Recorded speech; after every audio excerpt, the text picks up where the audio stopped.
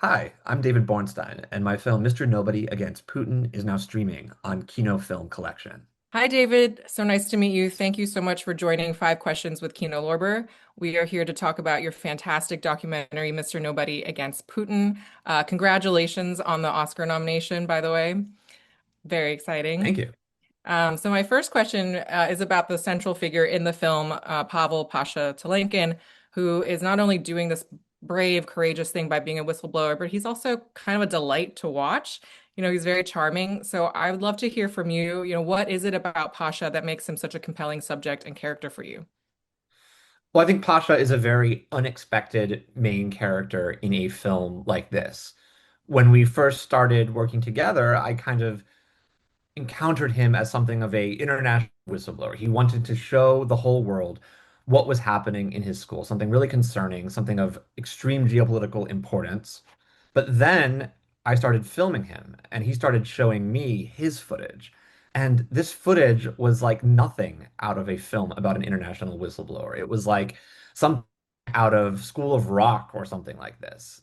The footage that he was sending me just was his kind of group of his motley group of kids hanging out in his classroom doing jokes and making rap videos and just doing all sorts of different things. And I realized that this film had such a high possibility of having a rich tonal palette because yes, he was actually becoming an international whistleblower, but at the same time, he was just still at the same time of doing it, this kind of goofy hometown teacher, filled with humor and filled with love for his students. He was both of these things at once, and it gave a lot of possibilities for the filmmaking. Absolutely. I agree that it definitely makes it that much more interesting that he is this kind of like you said, School of Rock, like a Jack Black character who just wants to create a safe space and like hang with his students, like crack jokes. But then he's like basically like involved in espionage. So it's really amazing.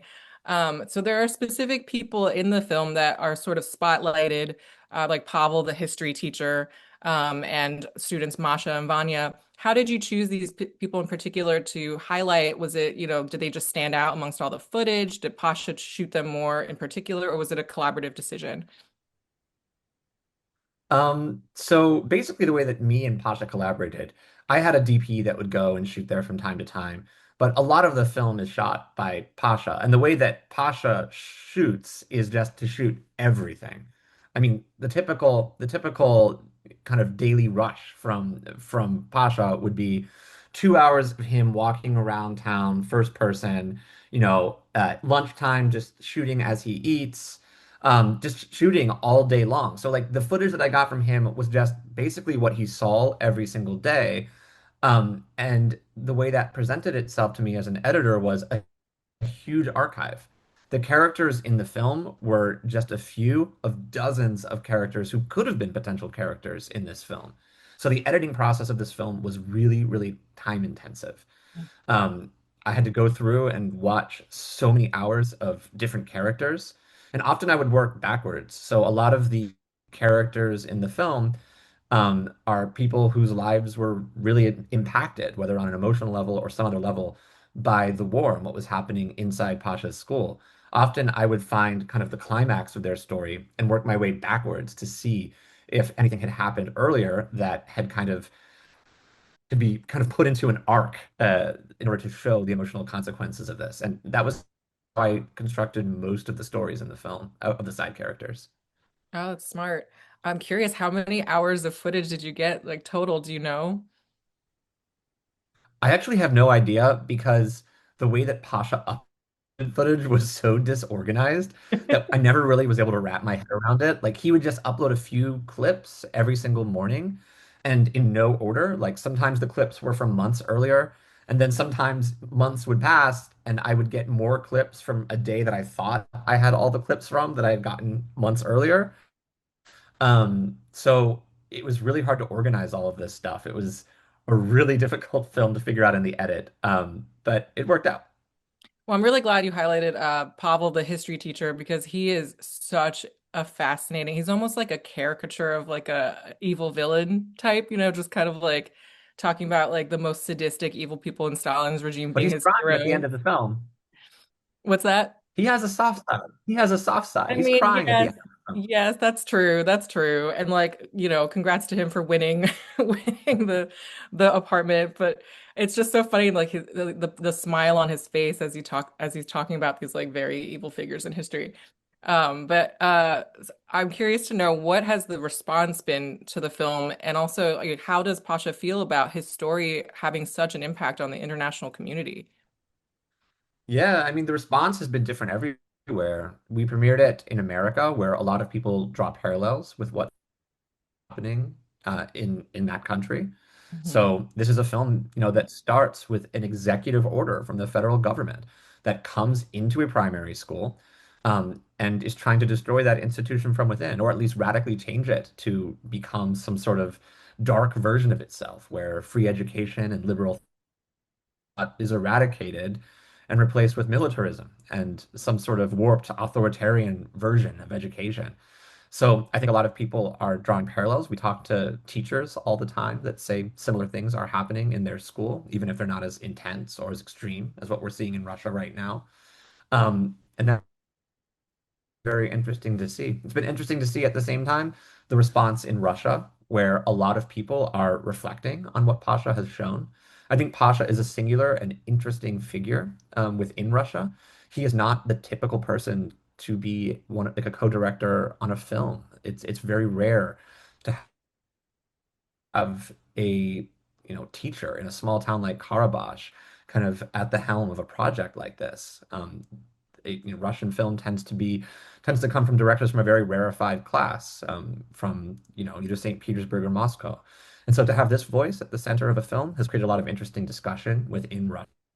And I think that because Pasha is such a humble character, I mean, he's not saying anything too complicated. He represents ideas that come from small towns in Russia. Something so simple like there shouldn't be violence in schools. We shouldn't be turning our 13 and 14-year-olds into little proto soldiers. And I think a lot of people agree with it. So it's been interesting to see people agreeing with him in Russia, and him getting positive responses, not just from the typical kind of anti-war intellectuals in cities, but also from regular people in small towns.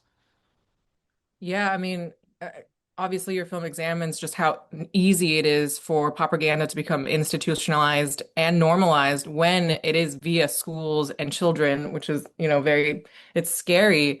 What do you hope people take away from this film, around the world and including here in the US? Yeah, I think there's a lot to take away, but one important thing is just how quickly our institutions can can slip away from us. Um, it's still something that is hard for me to wrap my head around. The extent to which Pasha's school changed in the 2.5 years that we were filming it, it's remarkable. It went from a place where it wasn't perfect, there was already propaganda, but still, at the beginning of our film, when we started working on this, there was plenty of places for free thought. There were offices where the Russian democracy flag was being put up. There was lots and lots of spaces in which kids could grow up to be free thinking. And you could see that with the students that hung out around Pasha. They are free thinking students.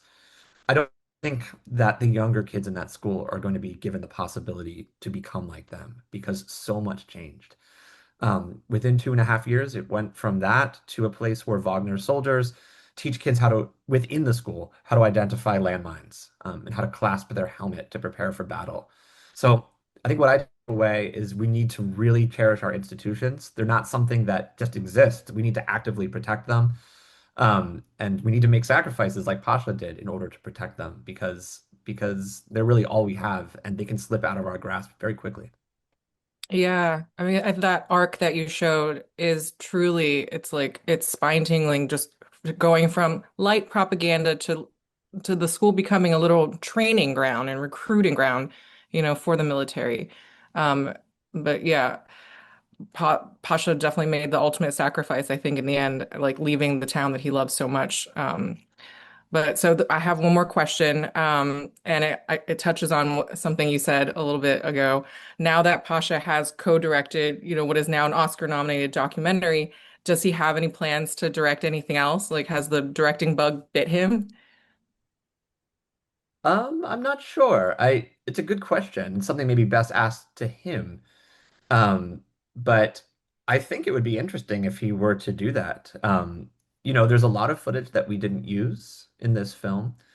Uh, his political project in this was to create a full record of Russian patriotic education, and this kind of new trend of authoritarianism within schools. I think the film only scratched the surface of that, and there's so much more that the footage that he took can show. So it would definitely make me happy if he were to do something else. Yeah. Do you have any interest in maybe collaborating again on something or continuing this, turning this into like a bigger thing? I don't know, maybe. It's definitely possible. Right now we're on this kind of campaign with the film, and all we're Yeah, doing is talking about the film again and again. It's hard to think beyond that. one It's step at it's a a huge time. privilege. Yeah, yeah. We believe in this film right now, and we're doing everything we can to put it out. And it is hard to think beyond it. Thank you so much, David. It was a pleasure meeting you and discussing your Well, film.